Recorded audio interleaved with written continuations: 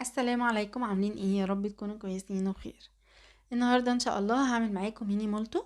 هنعمله مع بعض كده محشي من جوه شوكولاته، وبجد طعمه خطير. متاكده ان انتوا لو جربتوه هيعجبكم جدا، وكمان كل اللي هيدوقه مش هيصدق ان انتي عاملاه في البيت من كتر حلاوته وجماله. وطري كده اهو، وشوكولاته سايحه من جوه. لا حكايه بجد، لازم تجربوه. كمان المكونات بتاعته بسيطه جدا، مش هنحتاج غير كوبايه زبادي واحده بس. وان شاء الله الباقي كله هيبقى موجود عندكم في البيت. يعني بجد متخيلين بقى الزبادي هيخليه طري ازاي؟ يلا مش هطول عليكم، تعالوا نبدأ مع بعض على طول. بس الأول لو أول مرة تشوفوني ما تنسوش تعملوا لي سبسكرايب وتفعلوا الجرس علشان يوصل لكم كل الفيديوهات بتاعتي الجديدة، كمان لايك وشير عشان نرفع الفيديو. يلا نسمي الله ونبدأ مع بعض. أول حاجة معايا كوباية من الزبادي. دي كوباية معيارية، يعني 250 جرام، بما يعادل كده كوبايتين ونص من الكوباية الصغيرة. تمام. كمان معايا كوباية ونص من الدقيق، ضفت كوباية والباقي هضيفه دلوقتي. ضفت كمان معلقتين كبار من اللبن البودر، ومعلقة صغيرة من البيكنج باودر، ورشة بسيطة من الملح. وكمان هنقلب بقى كل المكونات دي كده مع بعض.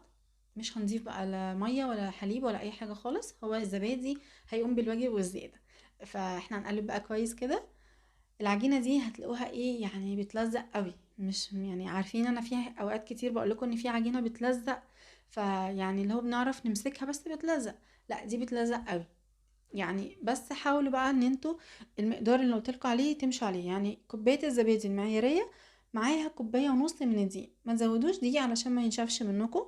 يعني دي خطوة مهمة جدا، بلاش تزودوا دقيق. بصوا هي بتلزق قوي، يعني انا فعلا مش عارفة امسكها، لو مسكتها بتلزق كلها في ايديا. فاحنا بس عايزين نلمها بالطريقة دي وتتلم معانا، وتتأكدي ان كل المكونات يعني كلها كده اتجنست مع بعض. خلاص سيبيها بقى ترتاح شوية. لازم مهم جدا ان هي ترتاح عشان تعرفي تفرديها.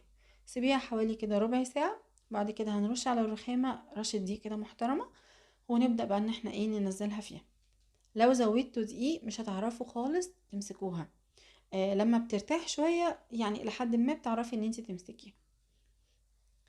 بعد كده هنبدأ بقى نفردها، وحاولي على قد ما تقدري خليها كده شكل مدور، على قد ما تقدري علشان بس يبقى الشكل مظبوط معانا، ولما نيجي نقسمها تبقى حلوة وشكلها حلو. هفردها بالطريقة دي كده. طبعا زي ما قلت لكم ان احنا رشينا دقيق كويس.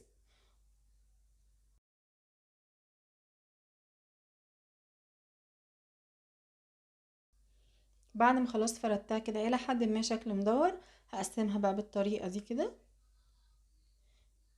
زي ما هي واضحة قدامكم 4/4، وبعدين كل ربع هبدأ ان انا اقسمه لربع لنص تاني.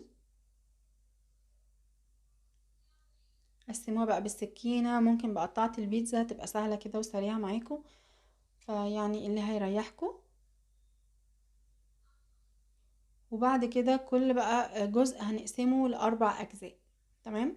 ممكن ان انتي تقسميه من النص، وتبدأي تقسمي كل نص لجزء تاني، او تعمليه زي ما انا عملته كده. مهم ان كل جزء من كل مثلث هيتعمل ل4 أجزاء، 4 مثلثات صغيرة قوي.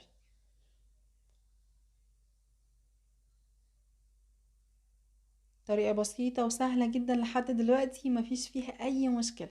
زي ما انت شفتوا المكونات بسيطة جدا، ويعني بجد ان شاء الله متأكدة ان كلها هتبقى موجودة عندكم في البيت. فان انتوا بقى تتفرجوا على الفيديو وتقوموا تجربوها على طول، ولاد هيفرحوا بيها جدا. قسمتها كده. دي شوكولاتة مطبخ بس طعمها حلو، يعني النوع ده انا بحبه. ممكن تستخدمي اي شوكولاتة تانية من الشوكولاتة اللي بتاعت الشركات اللي الولاد بيحبوها. بس هتاخدي قطعة صغنونة جدا، يعني ما تكبريهاش، قطعة صغيرة قوي. مهم بقى في اللف ان انت تلفيها كده من الجنبين عليها وتقفليها كويس جدا. وبعد كده تبدأي تلفيها بالشكل ده، علشان لو ما لفتيهاش من الجنبين الشوكولاتة هتسيح واحنا بنسويها، فمش هتبقى حلوة خالص. حاولوا ان انتوا زي ما انتوا شايفين كده بقفلها من الجنبين.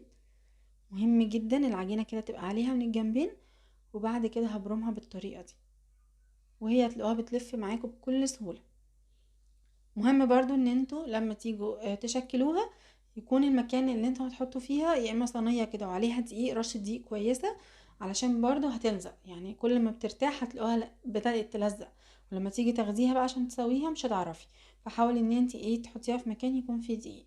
طبعا المكان اللي انا شغاله عليه ده اصلا دي سيليكون، المفرش ده سيليكون، وكمان كان عليه دقيق، فان شاء الله مش هيلزق يعني.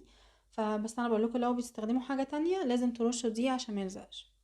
خلصت كل الكميه. معايا بقى الزيت على النار، يعني ما سخنش قوي، ما وصلش لدرجة الغليان يعني، مجرد انه يسخن بس كده، وهبدأ انزل بقى الميني مولتو بتاعي. خطوات بسيطة جدا وسهلة زي ما انتوا شفتوا، وهتشوفوا النتيجة تحفة. هسيبه الاول مش هقلبه كده، بس اول ما ابدأ احس انه بدأ يحمر كده وياخد لون، هبدأ ان انا بقى اقلبه. هنبدأ نقلب كده كويس علشان كله يبقى واخد نفس اللون.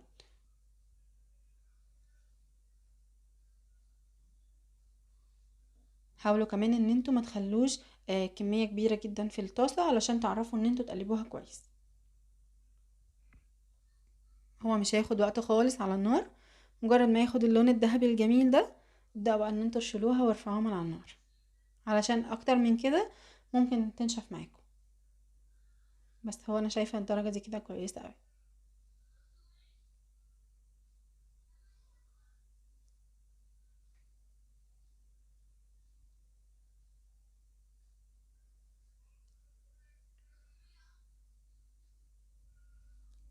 هنشيل بقى كل الكمية كده، صفوها كويس جدا من الزيت.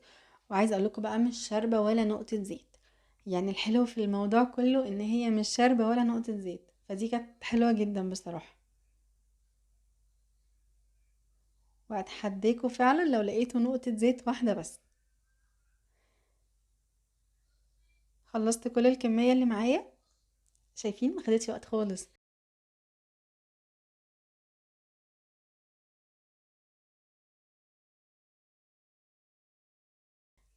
عندك بقى دي خطوة اختيارية، اضافة كده من عندي، لقيت عندي الشوكولاتة اللي اتبقت سيحتها على بخار مية وزينتها بالشكل ده. عندك بقى وايت شوكليت، عندك صوص كراميل، يعني عيشي حياتك بقى، اعملي اللي انت عايزاه. بس هي الوصفة معانا كده خلصت، مخدتش معانا وقت زي ما انتوا شفتوا. خطيرة، طعمها حلو جدا، طرية بطريقة مش قادرة اقول لكم عاملة ازاي. يعني عجبت الولاد جدا، ومتأكدة ان انتوا لو جربتوها هتعجبكم انتوا شخصيا. يلا جربوها قولوا لي رأيكم فيها ايه. يا رب النهارده الفيديو كده تكونوا استفدتوا منه، ويكون الفيديو كده خفيف عليكم. هستنى بقى تعليقاتكم الجميلة اللي بجد بتفرحني قوي. ولو لسه لغاية دلوقتي معايا وما اشتركتيش، يلا انزلي اعملي لي سبسكرايب وفعلي الجرس علشان يوصلك الفيديوهات بتاعتي الجديدة. وكمان متنسوش اللايك والشير عشان نقدر نرفع الفيديو لأكبر عدد من الناس. شكرا جدا لمتابعتكم، ان شاء الله اشوفكم في فيديوهات تانية جديدة على خير. مع السلامة.